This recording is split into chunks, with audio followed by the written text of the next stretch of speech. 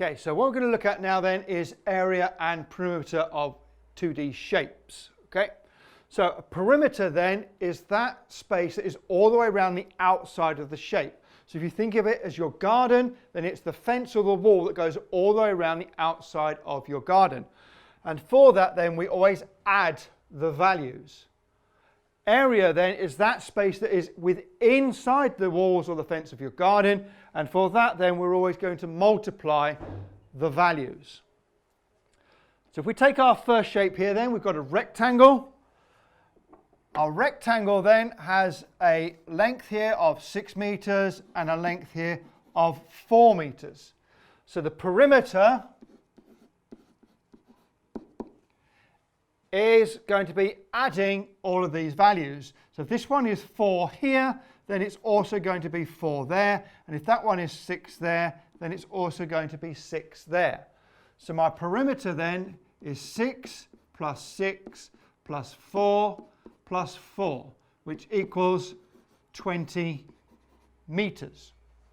My area then is that which is inside the shape. So area of a rectangle then is the length times by the width or the height, depending on which way you want to look at it. So in this case here then, I've got 6 times by 4, so that equals 24 meters squared. Okay, and we've got squared because we're multiplying two different numbers. Okay, so when we come to squared, two different numbers. So 6 times by 4 is 24. Perimeter 6 plus 4 plus 6 plus 4, 20 meters. That's the perimeter and area of a rectangle. So here then I've got a slightly different shape. We call this a compound shape. This side here we're going to label as 5 meters. The bottom along here then we're going to call 7 meters. We'll go 4 meters for that one and 3 meters for that one. So what we need to look at now then is to find, once again, the perimeter. If this one is 5 meters and I know that that one there is 3 meters, then I know then that this one here then is 2 meters, because 5 take away 3 gives me 2. If this long length here is 7, and I know that this bit here is 4, then I know then that this one here is 3 meters, because 7, take away this 4, leaves 3 meters. So I can now work out the perimeter for the whole of my shape. So taking a point that's easiest for you to start with, and then work clockwise around it. So starting at the top here then, I've got 3 plus 2 plus 4 plus 3 plus 7 plus 5. Add those together and we get 24 meters. The area then is a little bit more complicated because we can't find the area of this whole shape without having to break it down. So to do this, I've got two choices. I can either make that into one large rectangle and do 7 times 5 and then take away this bit here, or I can break it down into two shapes.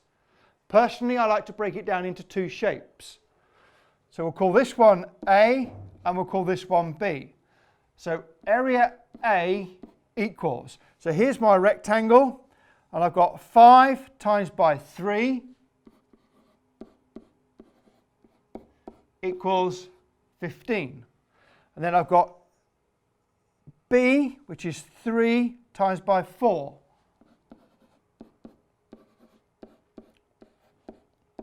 Which equals 12. All I need to do now then is add those two together. So A plus B equals 27 meters squared.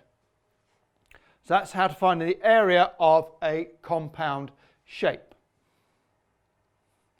Next then we've got is a triangle. So the base, we're going to say, is 6 meters. These two sides here are both 10 meters. And the height of my triangle, we're going to say, is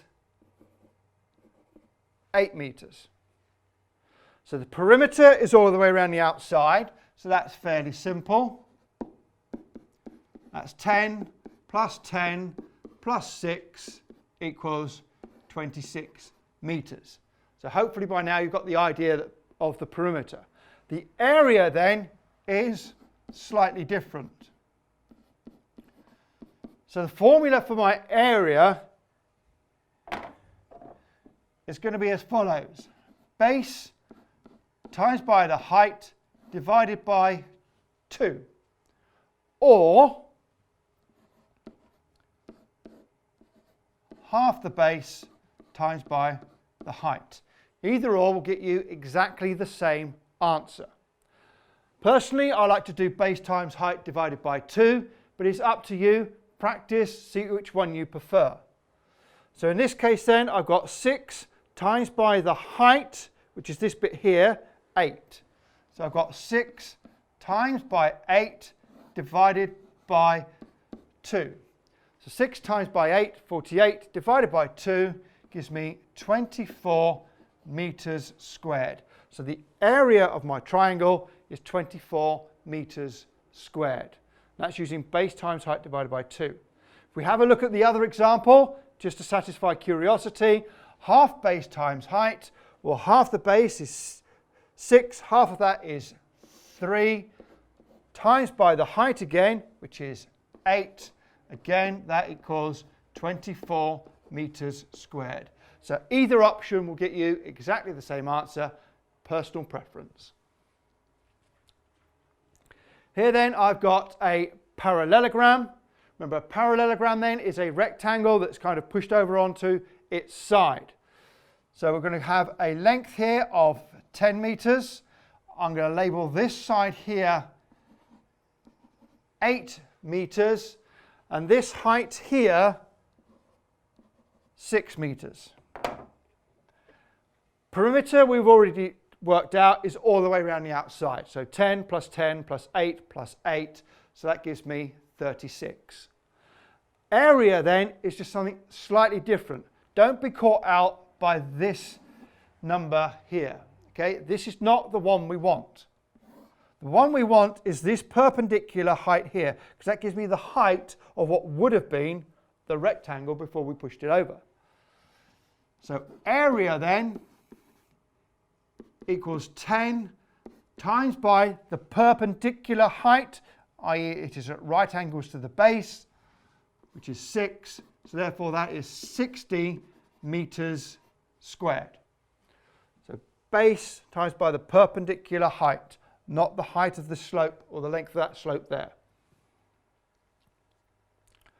This then is a trapezium, okay? And trapezia have also their own formula. Again, this is a formula that you must learn, okay? Used to be at the front of the exam paper. It's no longer at the front of the exam paper. You have to learn this formula. So we'll call this one 6. We'll label this one 12 meters. And we'll go with the perpendicular height of 5 meters. So my formula for area of a trapezia is A plus B divided by 2 times by the height, where A and B are my parallel lines. So these are parallel lines. So this one is A and this one is B. So if we put these numbers into our formula, I've now got 6 plus 12 equals 18 divided by 2 equals 9. And I'm going to times that then by my perpendicular height, which is 5. So my area equals 45 centimeters squared. Okay. always look for the parallel lines. Sometimes they turn these on their side and the parallel lines are going up and down. Okay, it doesn't really matter, it's still A and B. So A plus B divided by 2 times by the height gives you the area of a trapezium. Last one to look at then is a circle. Instead of perimeter, we've got a circumference, okay? So the circumference then is that line that goes all the way around the outside of a circle. This line here then is called the radius, okay? And a radius goes from the center point of the circle to the outside of the circle, the circumference. This line here is a diameter. And the diameter goes from one side of the circle to the other side of the circle through the center point. Okay? This is important because we use both radius and diameter in area and circumference of a circle. So the formula for area of a circle is pi times by the radius squared. Okay? So pi times the radius squared. So here's my radius. This is a diameter. A radius then is half of a diameter, and a diameter is twice a radius. Okay? So remember, make sure you get the right one in the right formula. And the circumference is pi times by the diameter. Okay? It's pi times the diameter. So let's put those into two quick examples then. So here's my circle with a radius. We'll make that 6.5. So the circumference of this particular circle is pi times the diameter, which is pi times by, this is a radius. So remember, a radius, times it by 2 to get the diameter. So 6.5 times by 2 is 13. So now we need a calculator. So into my calculator then, I've got pi, that symbol there, times by 13 equals. So the circumference then is 40.84 centimeters.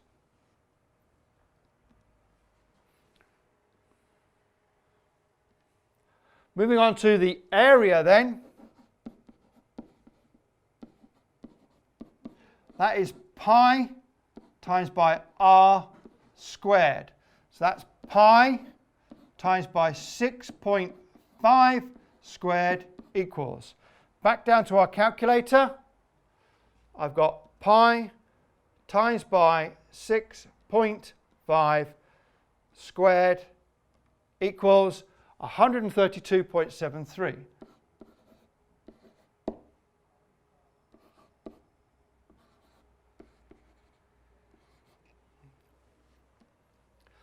So that is pi, an area where we've only got the radius. If I've got the diameter, so we'll call this diameter 18. Again, my circumference equals pi times the diameter. So that's pi times by 18. Again, back onto my calculator. I've got pi times by 18 equals 56.548, so we'll call that 55.